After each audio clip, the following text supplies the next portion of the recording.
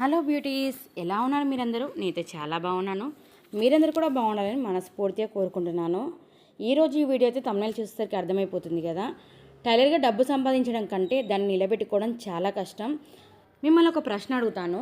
ఒక టైలర్ రోజుకి 2000 రూపాయలు సంపాదిస్తుంది, మరో టైలర్ రోజుకు కేవలం 800 మాత్రమే సంపాదిస్తుంది. 5 సంవత్సరాల తర్వాత ఎవరి దగ్గర డబ్బు ఎక్కువ ఉందని మీరు అనుకుంటున్నారు? చాలామంది వెంటనే 2000 సంపాదించే టైలర్ దగ్గర అని అంటారు. కానీ నిజ జీవితంలో చాలాసార్లు అలా జరగదు. ఎందుకంటే సంపాదించడం ఒక స్కిల్ అయితే, సంపాదించిన డబ్బు నిలబెట్టుకోవడం ఒక కళ. ప్రతి టైలర్ తెలుసుకోవాల్సిన 7 విషయాల గురించి ఈ వీడియోలో అయితే మనం మాట్లాడుకుందాం. ఎందుకంటే ప్రతి టైలర్ కష్టపడేది డబ్బుకు సంపాదించడం కోసమే. ఆ డబ్బు మిగిలితే ఆ టైలర్ పడిన సంతోషం కంటే మించి ఇంకేది ఉండదన్నమాట. కాబట్టి డబ్బుని ఎలా నిలబెట్టుకోవాలని కొన్ని టిప్స్ నాకు తెలిసి నేను ఫాలో అయ్యి అయితే మీతో షేర్ చేస్తున్నాను. వీడియో పూర్తిగా స్కిప్ చేయకుండా చూడండి. వీడియో యూస్ఫుల్ అనిపిస్తే లైక్ చేయండి, షేర్ చేయండి. ఇలాంటి మరిన్ని వీడియోస్ కోసం మన ఛానల్ అయితే తప్పకుండా సబ్స్క్రైబ్ చేసుకోండి. సబ్స్క్రైబ్ చేసుకున్న వెంటనే పక్కన బెల్ ఐకాన్ ఉంది కదా, అది క్లిక్ చేస్తే నేను వీడియో అప్లోడ్ చేసిన వెంటనే నోటిఫికేషన్ మీ వరకు ఈజీగా వచ్చేస్తుంది. ఇక మనం టాపిక్లోకి వెళ్ళిపోదాం. మనం రోజు స్టిచ్చింగ్ చేసి కష్టపడతాం. సాయంత్రం అయ్యేసరికి డబ్బు మన చేతిలో ఉంటుంది. ఆల్రెడీ ఇంతకుముందు కుట్టిన బ్లౌజెసో లేకుంటే ఆల్రెడీ ఆ రోజు కుట్టిన బ్లౌజెసో కస్టమర్స్ తీసుకెళ్ళడం వల్ల చేతిలో మనకు డబ్బులు వస్తాయి అనుకోండి. ఆ డబ్బును చూసినప్పుడు మనం ఆ రోజు పడ్డ కష్టం అంతా వెళ్ళిపోతుంది. అంటే ఈరోజు ఇంత కష్టపడ్డందుకు డబ్బులు వచ్చాయి అని ఎంతో సంతోషపడతాం.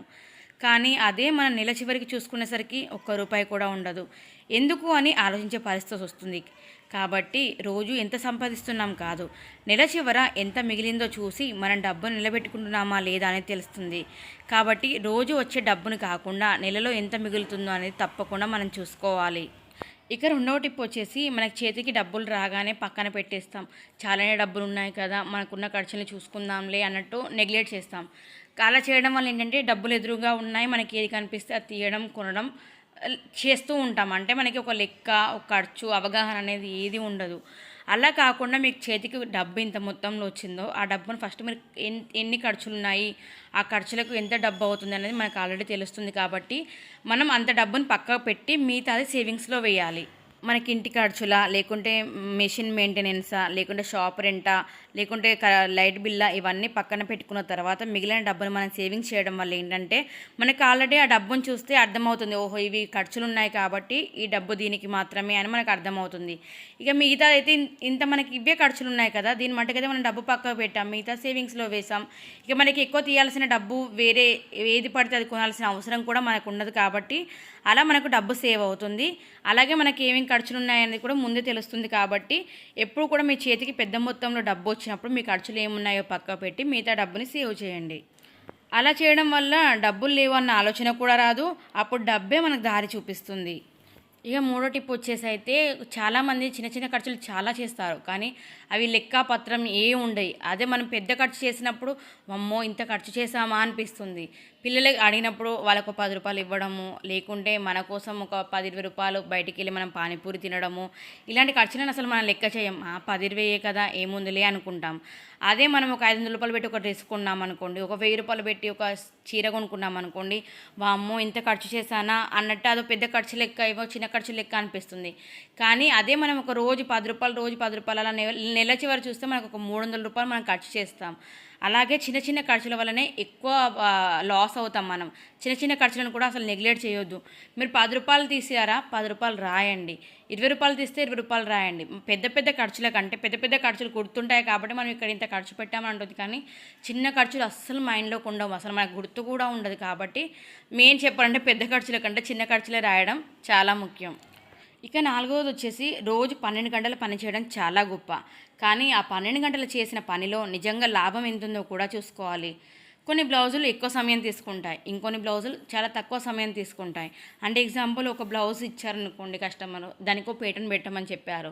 ఆ పేటర్న్ వాళ్ళకి ఎక్కువ అంటే వాళ్ళు ఇంతే కదా, పేటర్న్ చిన్నదే కదా, నార్మల్గా బ్లౌజ్కి ఎంత తీసుకుంటారో దీనికి కూడా అంతే తీసుకుంటారని వాళ్ళు కన్విన్స్ చేశారనుకోండి, కొంచెం సరేలే అన్నట్టు మనకు అనిపిస్తుంది. కానీ కుట్టేటప్పుడు దానికి ఎంత టైం పడుతుంది అనేది మనకు తెలుస్తుంది. దానివల్ల మన కష్టం వేస్ట్ అవుతుంది, మన టైం వేస్ట్ అవుతుంది, పైనుంచి దానికి లాభం కూడా తక్కువ వస్తుంది. బ్లౌజ్కి ఎంత చిన్న పేటర్న్ పెట్టినా దానికి ఎంత టైం పడుతుందో ఆ టైం తగ్గట్టు మనం మనీ తీసుకోవడం చాలా ఇంపార్టెంట్. తెలిసిన వాళ్ళు కదా, లేకుంటే మన దగ్గరికి రెగ్యులర్గా కస్టమర్స్ వస్తూ ఉంటారు కదా అన్నట్టు వాళ్ళని చూసి మనం ఒక 10-20 రూపాయలు తక్కువ చేసామనుకోండి, అక్కడ మనకి చెప్పాను కదా టైం వేస్ట్, మన పని వేస్ట్, అలాగే మనకి ఎలాంటి లాభం ఉండదు. మనం ఎంత పని చేసామనే దానికంటే దాని విలువ ఎంత ఉందో మనం ముందుగానే చూసుకోవాలి. ఇక ఐదో టిప్ వచ్చేసి, మనం కొత్తగా మషిన్ స్టార్ట్ చేసినప్పుడు కస్టమర్స్ తక్కువ వస్తుంటారు. మన దగ్గర రోజుకు ఒక 500 వచ్చాయి అనుకోండి, అప్పుడు మనకు ఖర్చులు పెద్దగా ఏముండవు. అదే మనం మంచిగా మన ఫినిషింగ్, మన కుట్టడం నచ్చి కస్టమర్స్ పెరిగారనుకోండి, మనకి అప్పుడు రోజుకు 1000 రూపాయలు వచ్చాయనుకోండి, మనకి ఎక్కలేని కోరికలు పుడుతూ ఉంటాయి. అవునా కదా, మీరే చెప్పండి. మనకి డబ్బు ఎక్కువ వచ్చిందనుకోండి, ఇక్కడ ఖర్చులు వెంటనే పెంచేస్తూ ఉంటారు చాలామంది. అసలు అలా చేయొద్దు. మనకి డబ్బు ఎక్కువ వచ్చినప్పుడు సేవింగ్స్ ఎక్కువ చేసుకోవాలి తప్పితే డబ్బు అసలు ఖర్చు చేయొద్దు. అలా ఖర్చు చేయడం వల్ల ఏంటంటే మనకి రూపాయి మిగలదు. మళ్ళీ మనం ఎంతో పని చేస్తున్నాము అనే ఫీలింగ్ మనకు, అంటే ఆల్రెడీ చేస్తున్నాం, మన కస్టమర్స్ వస్తున్నారు కాబట్టి మనం పని చేస్తున్నాం, కానీ దాని తగ్గ ఫలితం అనేది మనకు కనిపించడం లేదు. కొంతమంది ఇట్లా డబ్బులు రాగానే అరే ఈ షాపింగ్ బాగుంది, కొనేది బాగుంది కదా కొనేద్దాం అనుకుంటారు, కానీ అలా అస్సలు చేయకండి. ఫస్ట్ మీరు ఇంట్లో ఖర్చులు, మీ మిషన్, మీ మెయింటెనెన్స్ ఇవన్నీ చూసుకున్న తర్వాత మీరు సేవింగ్స్ కూడా పక్కా పెట్టుకోండి. ఇంతకుముందు అయితే ఎలా సేవ్ చేసుకున్నారో అలా సేవింగ్స్ కూడా పక్కా పెట్టుకున్న తర్వాత ఇంకా మిగిలిన ఏమైనా ఉంటే అవి కూడా మీకు అత్యవసరం, ఇప్పుడు తీసుకోకుండా నడవదు అనిపిస్తేనే తీసుకోండి. ఏదైనా కంటికి నచ్చింది, ఆఫర్లు వచ్చాయని చెప్పి ఇవన్నీ చూసి మీరు అసలు టెంప్ట్ అవ్వకండి. మనం 10 రూపాయలు కొనే దగ్గర వాడు ఆఫర్ పెడితే మనం ఒక 1000 రూపాయలు కొనేస్తాం. అలా ఉంటుందన్నమాట ఆన్లైన్ షాపింగ్. కాబట్టి కొంచెం షాపింగ్ని కంట్రోల్లో చేసుకోండి, సేవింగ్స్ అనేది ఎక్కువ చేసుకోండి. ఇక ఆరో టిప్ వచ్చేసి, ఒకసారి మీరే ఆలోచించండి, మనం జీవితాంతం ఇలా పని చేయగలుగుతామా? మన డబ్బు కోసం అయితే జీవితాంతం పని చేయలేం కదా. ఇవాళ ఉన్న ఆరోగ్యం రేపు ఉండదు. మన డబ్బే మనకు ఉపయోగపడాలి. కాబట్టి కొత్త మెషిన్ తీసుకోవడం, మంచి వర్క్ టేబుల్ తీసుకోవడం, కొత్త స్కిల్స్ నేర్చుకోవడం ఇవి ఖర్చు అని ఏమాత్రం అనుకోకండి. ఇవి భవిష్యత్తు కోసం పెట్టుబడి. ఒకవేళ మీరు మిషన్ కుట్టలేని రోజుల్లో ఆ మిషన్ మీరు రెంట్కి ఇవ్వచ్చు, లేకుంటే అమ్ముకున్న కొంచెం పెద్ద మొత్తంలో డబ్బు వస్తుంది. ఇప్పుడు మీకు తీసుకున్న వర్కింగ్ టేబుల్ కూడా తర్వాత యూజ్ అవుతుంది. ఏవైనా భవిష్యత్తులో యూజ్ అవి కొనేటప్పుడు మనకు అనవసరమైన ఖర్చు అని ఎప్పుడు అనుకోవద్దు. అలాగే మనకంటూ ఒక పనితనం ఉంది కాబట్టి మీకు ఎప్పటికీ లైఫ్ లాంగ్ డబ్బు రావాలి అంటే ఇప్పుడు మంచి మంచి ప్లాట్ఫామ్స్ వచ్చాయి. అప్పట్లో అంటే మనకి ఏం తెలియదు, కానీ ఇప్పుడు సోషల్ మీడియా వల్ల చాలామంది డబ్బులు సంపాదిస్తున్నారు. దాని మీద బతికే వాళ్ళే కూడా చాలామంది ఉన్నారు. కాబట్టి మీకు వచ్చిన పనిని ఇంకో 10 మందికి షేర్ చేయండి. యూట్యూబ్ ద్వారానో, ఇన్స్టాగ్రామ్ ద్వారానో, ఫేస్బుక్ ద్వారానో ఇలా మీరు వీడియోస్ పెట్టడం వల్ల కూడా మీకు అలా కూడా మనీ ఎర్న్ అవుతుంది. మీరు మిషన్ కుట్టలేని పరిస్థితులు, అసలు మీరు మిషన్ కుట్టలేరు అనుకున్నప్పుడు కూడా ఈ వీడియోస్ ద్వారా కూడా మీరు మనీని ఎర్న్ చేయవచ్చు.